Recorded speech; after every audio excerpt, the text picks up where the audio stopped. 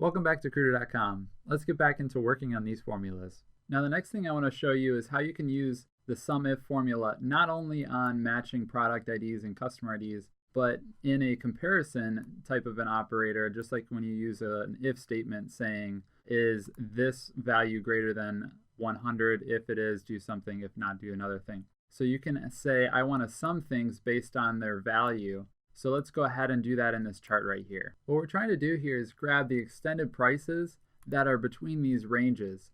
So if it's between 0 and 500, put the total here and then do the same thing below.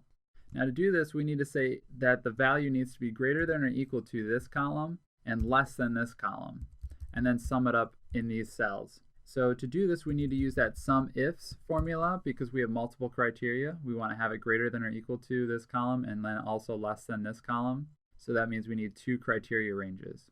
Let's start off with this sum range and select the extended price, lock it up with F4, comma, go right into that criteria range. And with the criteria range, we were used to grabbing things like the product ID, but really we need to compare the 0 against the extended price. So I'm going to grab the extended price once again, lock it up with F4, put a comma, and before I just grab that 0 behind here, we need to tell Excel that this needs to be greater than or equal to 0. So I actually can't just reference that. I need to put it within double quotes. So within double quotes, greater than or equal to, and the double quotes.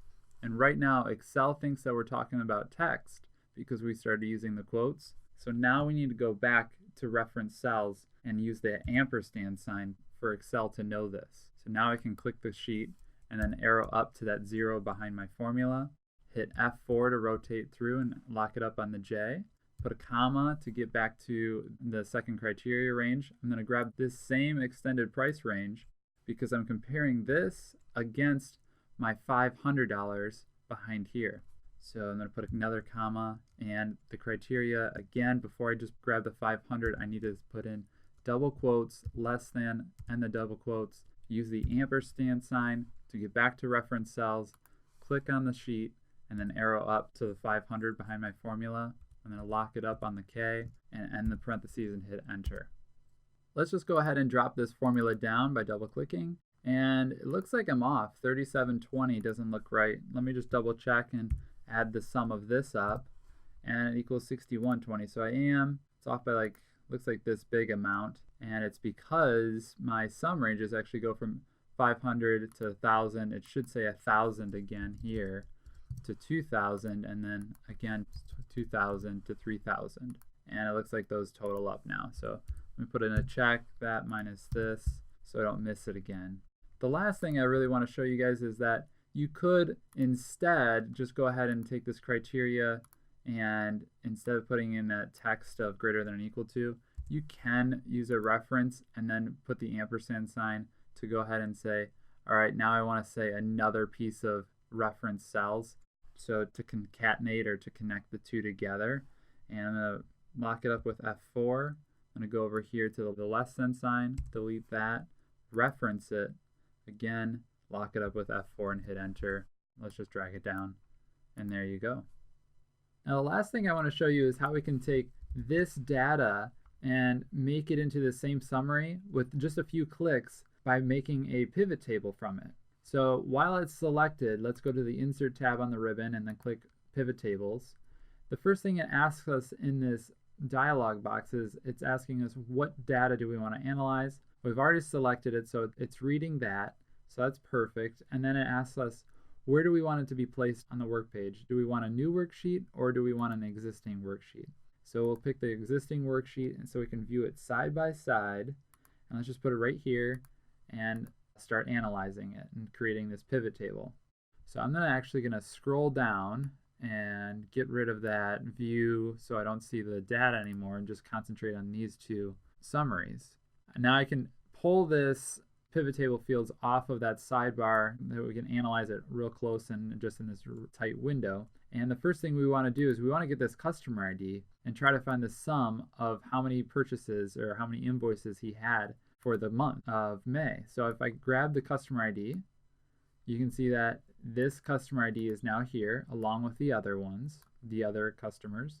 And if I scroll down, I'll grab this extended price and put it into the values. And real quick, with just literally 4 or 5 clicks of the mouse, we get the same exact answer as we did by writing this formula right here. So it's just much more efficient. It's very quick. If we right click, you can go down to the value field settings and grab the count instead of the sum of the rows that it's finding. So if I hit OK, my 5 is the same thing here as this 5 using the count if formula. If I right click again, go to value field settings and change it to average, you can see 707 is the same thing here as well. So this is making perfect sense. Let's go ahead and add in one more dynamic and try to grab this product ID. So let me scroll back up on my field settings and find product ID, put it into the rows. So you can see that this is now split by customer, then split by the products they purchased and how much those products cost altogether. Again, I'm actually on average, so let me switch this back to value field settings, change it back to sum, and this would make a little bit more sense. That was just showing the average for each person. So 3536, that's the combined total of these 5 purchases or these 5 products that they have been buying. So if you look to the right, even further onto the second part, when we had 2 criterias and with the sum ifs, it totaled $337.20, and that is right here. That same customer, same product ID, you can see it's here as well, and then following across $337.20. Now, after learning how to quickly make this pivot table, you're probably wondering, why in the world did we just learn how to write these formulas? And that's a great question because, I even said the same thing to myself, is I knew how to write these formulas, and it's like, why didn't I learn how to just go straight to pivot tables? And the thing is that if you don't know how to write these formulas and you don't get used to it, I'm telling you, you're not going to be the smartest person in the office.